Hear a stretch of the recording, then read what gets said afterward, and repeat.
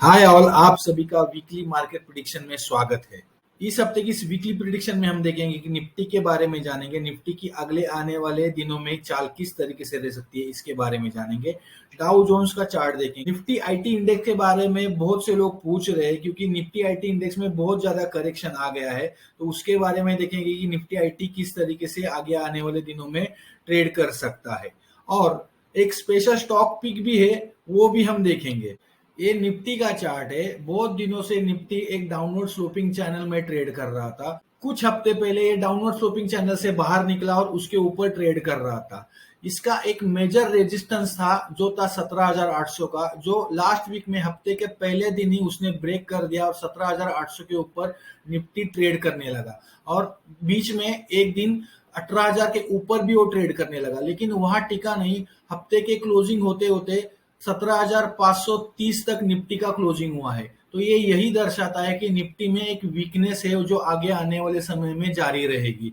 Nifty का निचले level पे अगर सपोर्ट देखोगे तो पहला सपोर्ट है 17,400 का, दूसरा सपोर्ट है 17,000 का और तीसरा है 16,800 का।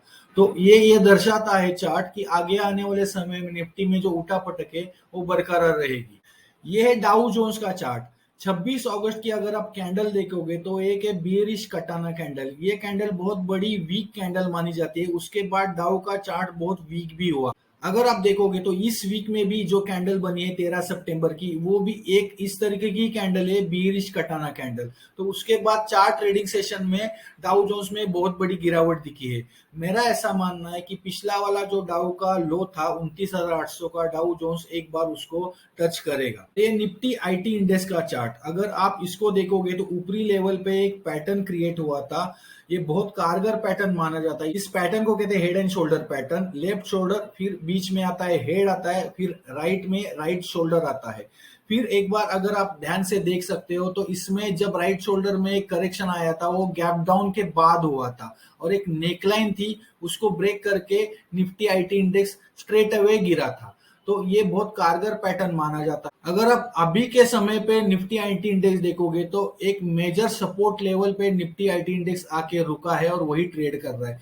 मुझे ऐसा लग रहा है कि ये सपोर्ट लेवल पे वो कुछ दिन रुकेगा, लेकिन मेरा ऐसा मानना है कि 25,000 के लेवल तक निफ्टी आईटी इंडेक्स आ सकता है।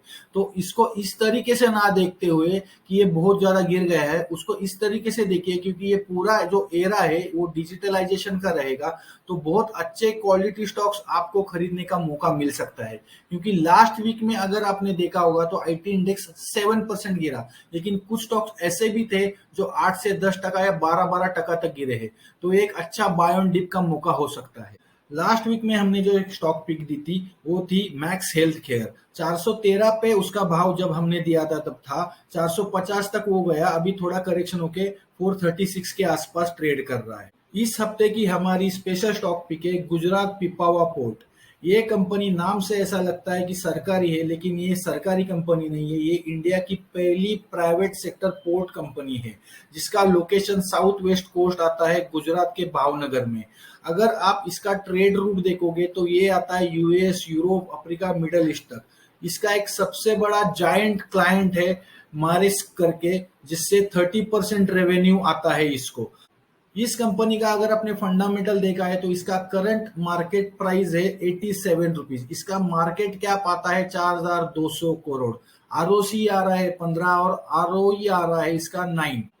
मुझे ये कंपनी इसके शेयर होल्डिंग पैटर्न की वजह से अच्छी लगती है। अगर आपने प्रमोटर मिला के, एफआईआई मिला के और डीआई मिला के अगर इसका शेयर होल्डिंग पैटर्न देखा तो 85% होल्डिंग इन तीनों के पास है और पब्लिक के पास सिर्फ 15% का ही शेयर होल्डिंग आता है। अगर आपने इसका चार्ट ध्यान से देखा तो बहुत बड़े डाउन ट्रेंड के बाद एक राउंडिंग बॉटम बना। राउंडिंग बॉटम का एक ब्रेकआउट उसने 2-3 दिन पहले दिया, लेकिन ब्रेकआउट के बाद वो सीधा 10% तक ऊपर गया।